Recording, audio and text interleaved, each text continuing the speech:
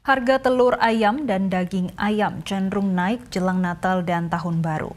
Peternak ayam mengaku ongkos produksinya naik akibat harga pakan yang meningkat. Bagaimana sebenarnya duduk persoalan ayam ternak saat ini? Saya akan membahasnya bersama Kabid Humas dan Antar Kelembagaan Perhimpunan Insan Perunggasan Rakyat atau PINSAR.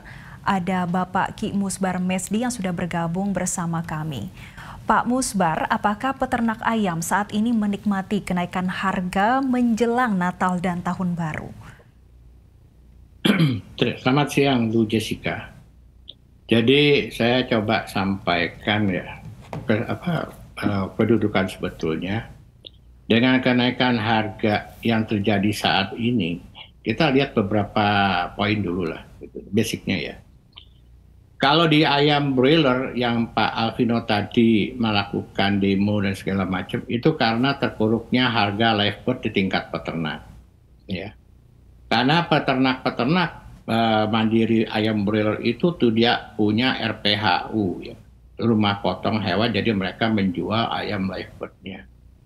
Nah, kalau kita melihat yang Ibu Jessica maksudkan harga live bird-nya apa harga karkasnya? Atau yang dikenal selama ini sebagai fresh karkas ya, yang dijual di pasar.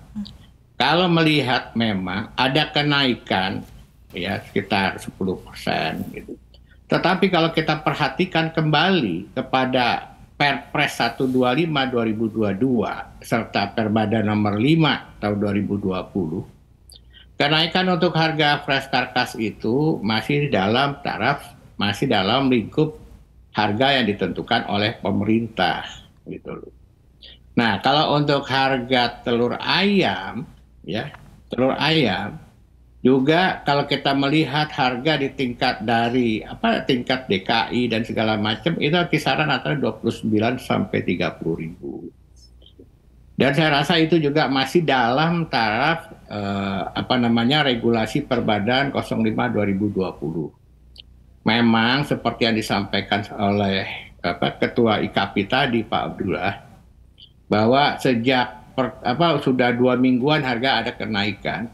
Tapi coba kita melihat, jangan melihat tahun 2022 saja, tapi jangan melihat sequel by sequel. Itu kita rasa tidak adil juga ya gitu.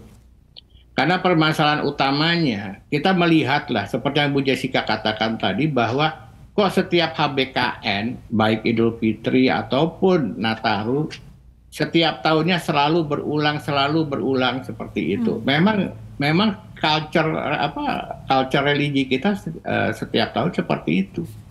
Puncak penyerapan tertinggi itu saat Idul Fitri dan juga pada saat Nataru. Hanya serapan di Idul Fitri itu 1,5 kali lipat lebih tinggi daripada saat Nataru.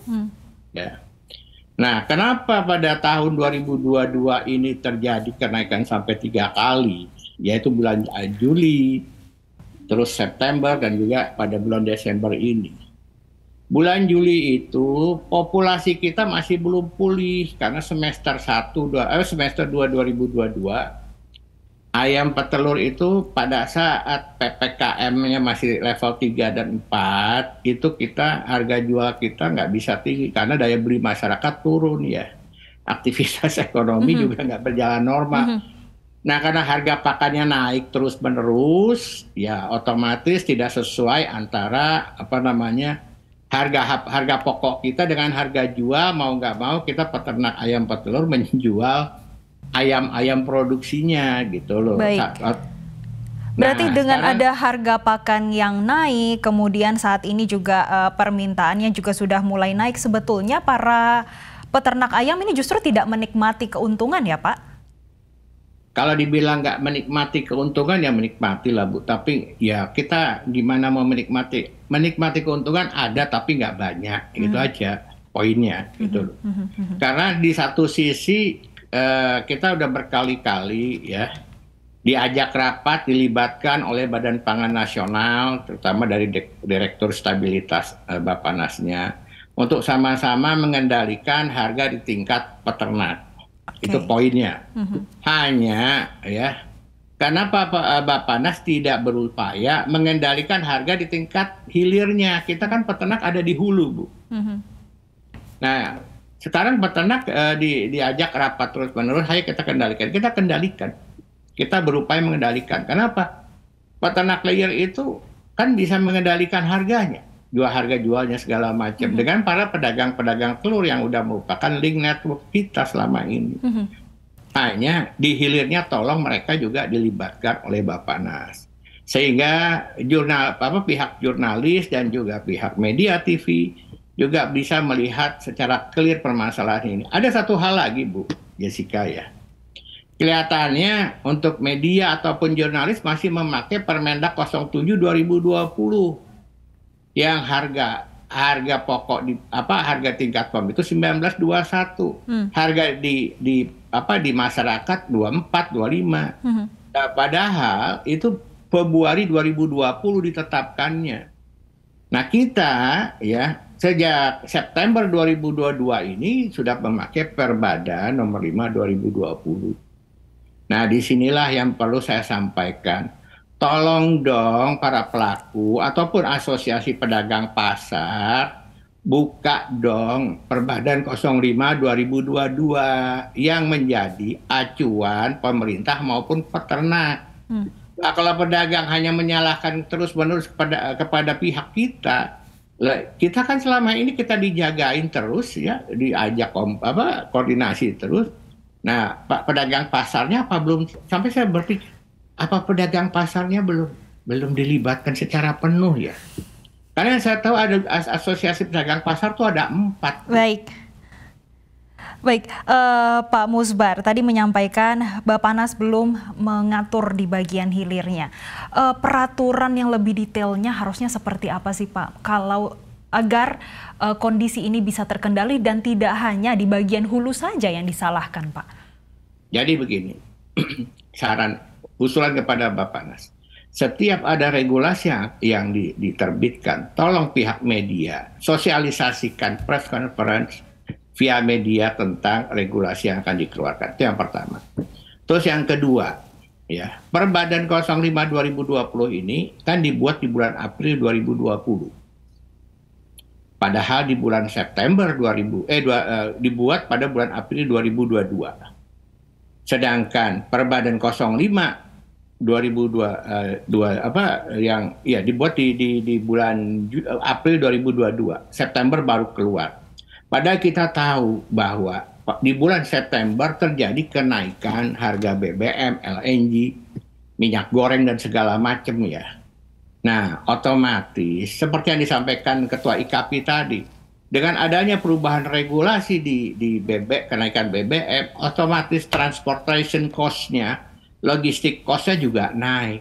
Nah, disinilah nanti ya, saya udah tahu juga pihak Bappenas juga telah melakukan beberapa evaluasi dan analisa tentang berapa pengaruh kenaikan transportation cost dan logistik cost tadi. Dan saya yakin mereka juga akan memulai mengevaluasi kembali dengan melibatkan pihak pedagang di hilir untuk sama-sama menghitung agar ya kita juga nggak bisa terburu-buru di Bappenas, agar kita juga bisa mempertimbangkan ya daya beli masyarakat kita tuh udah pulih atau belum. Kalau melihat dengan gelombang PHK di sektor-sektor tekstil dan lain-lain ya, itu cukup tinggi juga. Jadi kita mau nggak mau harus berhitung secara cermat.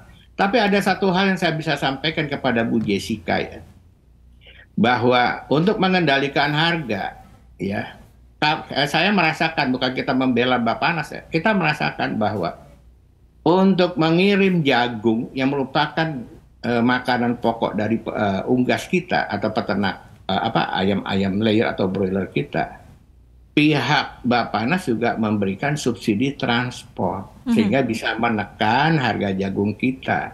Hanya permasalahan utamanya Ibu yang dikeluhkan oleh Alvino dan kawan-kawan adalah harga pakan kita yang tinggi. Betul. Lalu bagaimana dengan harga pakan yang tinggi ini, Pak? Ini kan juga akan mempengaruhi harga yang nantinya akan diberikan kepada konsumen. Baik, sebetulnya penyebabnya itu adalah nilai tukar rupiah kita itu yang dipatok untuk APBN masih 14.800. Padahal mulai dari semester 2 itu harga nilai tukar rupiah kita terhadap dolar sudah di atas 15.5, 15.6. ya. Sekarang udah mau ke 16.000. Nah, penyebabnya adalah 32% ya atau 30% bahan pakan pokok kita itu adalah diimpor. Oke. Ya. Nah, 30% ini ya berkontribusi terhadap 70% biaya produksi 1 kilo pakan. Bisa dibayangkan komponen importnya itu berpengaruh terhadap 70% biaya pakan per kilonya. Lah terus gimana? Pemerintah udah berupaya memberikan bantuan subsidi transport untuk jagung, tetapi kalau biaya pakan importnya naik sampai sekian persen karena nilai tukar rupiah, ya apa yang bisa dilakukan gitu loh Bu. Artinya apa? Ya minimal kita nanti masih dalam upaya untuk pengendalian ini gitu, pengendalian supaya semuanya bisa hidup gitu loh. Jadi beberapa upaya juga telah dirasakan sendiri oleh peternak, hanya yang dilakukan oleh pemerintah. Hanya untuk di broiler mungkin masih belum bisa memberikan kepuasan. Baik. Karena mereka masih tertekan ya. Sedangkan untuk corporate broilernya mereka kan jualnya fresh carcass ya. Baik, berarti harus masih ada yang dievaluasi oleh pemerintah dan juga komunikasi antara pemerintah dengan juga pedagang ini harus dikuatkan kembali ya. Terima kasih Bapak Kimus Barmesdi selaku Kabid Humas dan Antar Kelembagaan Pinsar Indonesia sudah bergabung bersama kami. Sukses selalu. Terima kasih Bu Jika. Sama-sama.